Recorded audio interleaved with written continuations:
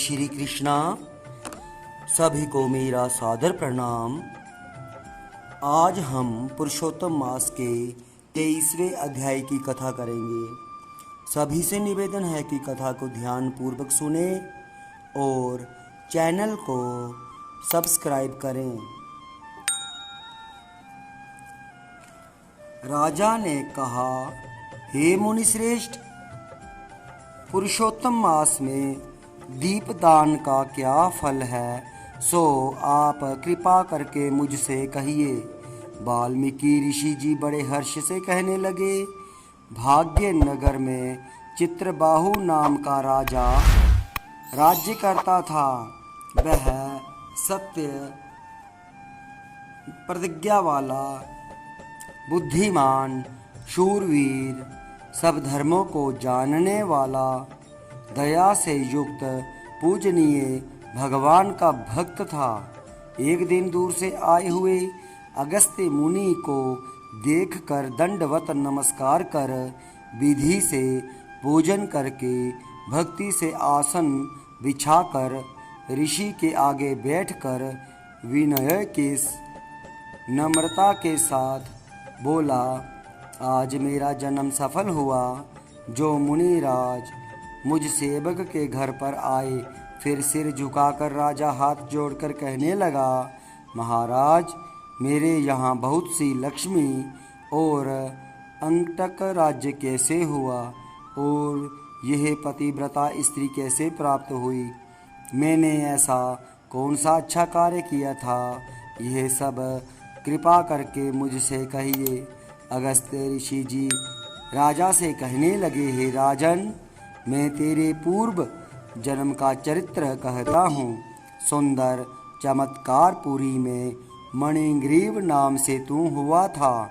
तू नास्तिक, दुष्ट चरित्र वाला, खोटी बुद्धि वाला था, परंतु तेरी यह सुंदर स्त्री मन, कर्म, वाणी से पति सेवा में परायण, पतिव्रता, महाभाग्यशाली, धर्म में निष्ठा वाली थी। तू पाप कर्म करने वाला, जाति वाले और भाई बंधुओं से त्यागा हुआ था। क्रोधी राजा ने तेरा सब धन छीन लिया, फिर जो कुछ बचा वह जाति के लोगों ने छीन लिया। सब धन के चले जाने पर तुझको बड़ा कलेश हुआ। धन के नाश होने पर भी इस पतिव्रता स्त्री ने तेरा त्याग नहीं किया। हे राजन, इस प्रकार उस वन में तू रहता था। एक दिन मणिग्रीव धनुष उठाकर मृग के मांस के लिए बहुत से सिंह मृगों से भरे हुए वन को गया। उस मनुष्य रहित वन के मार्ग में उग्रदेव के नाम से प्रसिद्ध एक मुनि दिशा भूलकर दोपहर को अत्यंत पीड़ित मूर्छित होकर वहाँ पर गिर पड़े। तब उस मार्ग के भूले हुए दुखित ब्राह्मण को देखकर तेरे मन में दया उत्पन्न हो गई और तू उसको उठाकर अपने आश्रम में ले आया। तुम दोनों स्त्री पुरुषों ने उस उग्रदेव की अत्यंत सेवा की। तब यह महायोगी चेतना को प्राप्त होकर आश्चर्य करने लगा कि मैं कहाँ था और इस वन में मुझको कौन लाया। उग्रदेव बोला, मैं तुमको नहीं जानता हूँ कि तुम कौन हो, सो बताओ, क्योंकि बुद्धिमान ब्राह्मण को बिना जाने हुए नहीं रहना चाहिए। मणिग्रीव कहने लगा, हे ब्राह्मण, मैं भाई, बंधुओं तथा जाति के लोगों से त्यागा हुआ मणिग्रीव नाम का शूद्र हूँ। उग्रदेव ने शूद्र के वचनों को सुनकर अत्यंत प्रसन्नता से फलाहार कर जल पिया। तब मणिग्रीव से, हे मुनिश्रेष्ठ, मनुष्य रहित बिना जल के दुष्ट सिंह व्याघ्रादिक जंतुओं ने परिपूरत इस महावन में आपको कहाँ जाना है?